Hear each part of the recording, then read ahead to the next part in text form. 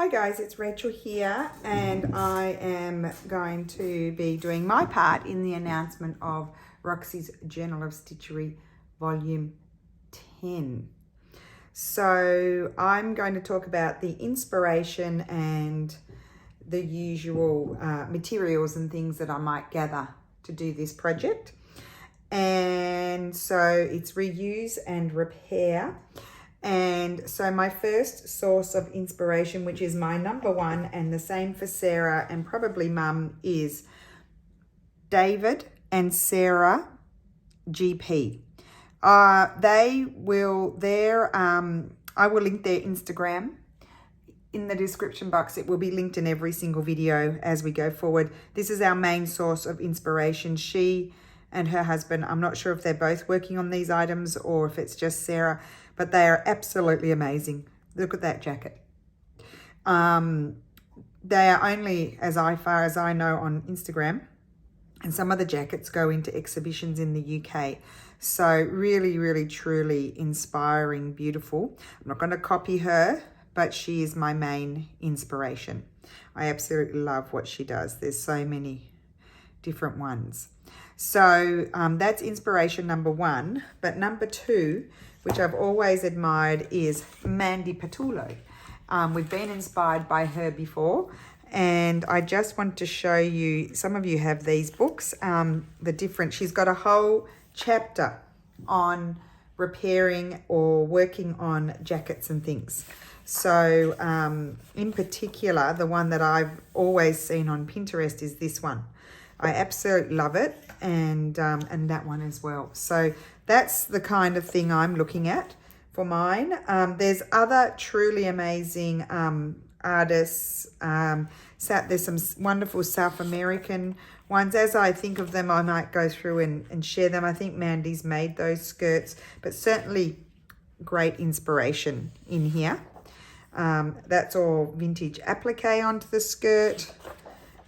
Jackets, kids' jackets, all kinds of fun things that you can do. And even in her second book, I think this is the second book, there's more. I didn't put markers in all of them. There's like, that's part of, you can see it's a shape of part of the front of a jacket or a vest. But that's just inspiration. Some dresses here, and there's a few more things. I didn't mark them all. Pocket, I thought the pockets were interesting, and that sort of thing. So they're my main sources. On Pinterest too, you can see a lot of embroidered wares and that sort of thing. So go and search on Pinterest. Now because we're coming into summer here, that's why we're doing our announcement a bit earlier. I just recently bought these when Vic were here at the antique market. I wanted a tweed. This is a 3/4 men's coat, and it fits me nicely. So that's an option. It's wintry, so I'll probably sweat bullets throughout the summer, but then we'll go into the cooler months and I'll be fine working on it. And that cost me, I think it cost €10 or €8 or something. So that's going to be really fun. And then before that, I went to because I got into a panic when we decided several months ago that we were going to do it now. I ran to the vintage upcycle clothing store, and I got, this is also a men's jacket. This is great. And it's not lined. So that, I think that's probably the one. I don't know which one I'm going to work on. And then I got a couple of others as well. I also found when I pulled out my summer clothing, I had some mid-season things that I haven't worn for a while that could be revamped. So there's plenty of options. You don't have to go and buy something expensive. You might have it in your wardrobe. You know, maybe your husband doesn't wear a tweed jacket anymore, or you might have something, or grandpa's or something like that. Or otherwise just go to the thrift store. I know that in the States there's huge Goodwill stores that have heaps of this sort of stuff for very little money. So I think everybody will be fine. You could choose to do a denim jacket, but our goal is more the tweed or some sort of woolly winter or mid-season sort of jacket or 3/4 coat or whatever you like. So that is the base of our project. Now let's get to the materials. The materials will be the usual bandits. So fabric, I just brought in my scrap fabric drawer. In particular, I'm going to use some of probably my script. I'll probably use ticking, I might use some Sanderson florals, that sort of thing. I didn't really bring those in. I just grabbed what I could see. So just embroideries. I thought old quilt could be very nice. That's another embroidery. I'll probably use some ticking, some mattress ticking. That's just a piece of hemp. I probably wouldn't go white, but you never know. This is just a little applique that we did in our scrap busting series. That could be something fun to make and put those sorts of things on. I'll probably use some checks, and then I just grabbed this floral that was flying. That was lovely floral linen and stripes. I thought would be nice. I'm trying to think of everything. Buttons, I didn't bring any buttons in, but there might be buttons. I'm not, unless I don't know, I might use an eyelet trim and some other trims, but I don't think I'll be using a lot of lace. It's not something that I'm imagining with a lot of lace on mine, but others may, unless it's a lace that's sort of like a thinner sort of one, and then I do embroidery over the top to create texture. I might do that. And then the other thing is tapestries will be very good for this project. As I said, Sanderson flowers, if you've got big florals that you can cut out the flowers and applique them on, that could be cool. And then I'm going to be using a variety of threads. Now, it's something that I would probably be more inclined to dry clean, so I'm not worried about it sort of getting wet or anything like that. So I can use, I'll probably use some hand-dyed wools, Molinet threads, you know, the stranded cottons. I could use perlé, whatever I want, and wools. I think I said that. So any kind of threads. And then there might be a piece of bling that might go on.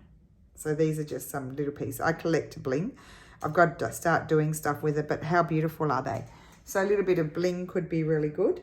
I'm just trying to think if I've forgotten anything.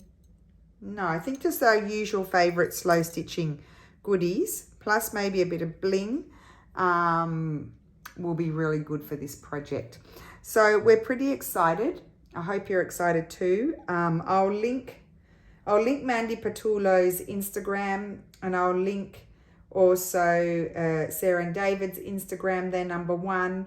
And then if you go onto Pinterest and look up embroidered jackets or embellished jackets or whatever, so much stuff will come on there for you. There's so much, even the old stuff. There's beautiful old stuff. There's couture things that are embroidered, and I may, if I remember, also link a couple. There's, I can't think of her name. There's a very wonderful, I did her course on Domestica. She does beautiful embroidered flowers, and then she puts them onto, there's a few South American ladies, and then they put them onto jackets and clothing and things. Those ladies could be a source of inspiration as well. So I'll see if I can find them. I can't remember their names, which will be challenging. And if I do find them, I will link them in the description box. Otherwise, they may appear during the course of creating, and then I'll let you know, and I'll share them. So very excited about this one. Hope you're going to join us. It's going to be a bit of fun. You know, for me, I didn't want to buy anything expensive because I've never done it before. And my mother-in-law's wanting to give me 50 million jackets and things already. And I'm like, please don't fill me up with stuff. I don't have any room. And I might only do one. I may not enjoy it. Who knows? We don't know if we're going to enjoy. You might only think, you might do one and enjoy it and think, I don't want to do any more of those. You know, some things we go mad and make many of them, and other things, one is enough. So I said to her, please just let me get this one done. See if I can do it, because I don't know if I can do it. And then you can give me something if I decide I want to do more. But don't buy anything expensive or work on anything precious unless you're super confident with what you're doing. That's my best advice. So can't wait to get excited. We've got to finish our last book in June, and then we will be cracking on with our reuse. What do we call it? Reuse and repair. So mine aren't particularly damaged. Oh, the Tweedy one has a little bit of damage on it, but I'm going to be altering it. So there we go. So a bit like Mandy's textiles transformed. There we go. So have a great day. Thank you so much for watching, and I will see you again soon. Bye.